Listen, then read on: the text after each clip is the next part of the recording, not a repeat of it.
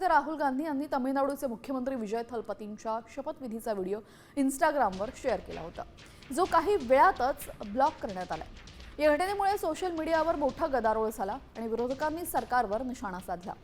मात्र इंस्टाग्रामने आपली तांत्रिक चूक असल्याचे मान्य करत व्हिडिओ पुन्हा अनब्लॉक केलाय। केंद्र सरकारने या प्रकरणामध्ये स्पष्टीकरण देत आमचा या कारवाईशी कोणताही संबंध नसल्याचं जाहीर केलं। राहुल गांधी यांचा इंस्टाग्रामवरचा हा व्हिडिओ ब्लॉक केला होता। त्यांनी पोस्ट केल्यानंतर काही तासातच हा व्हिडिओ ब्लॉक झाला। यानंतर विरोधकांनी सरकारवर ताशेरे ओढले।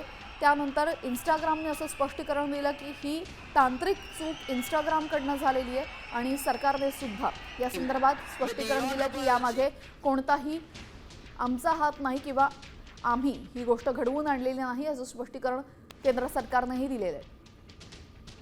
काल विजय थलपती यांनी तमिळनाडूमध्ये शपथ घेतली मुख्यमंत्री पदाची। या शपथविधीला राहुल गांधी उपस्थित होते आणि राहुल गांधींनी इंस्टाग्रामवर एक व्हिडिओ शेअर केला होता याच शपथविधी समारोहातला।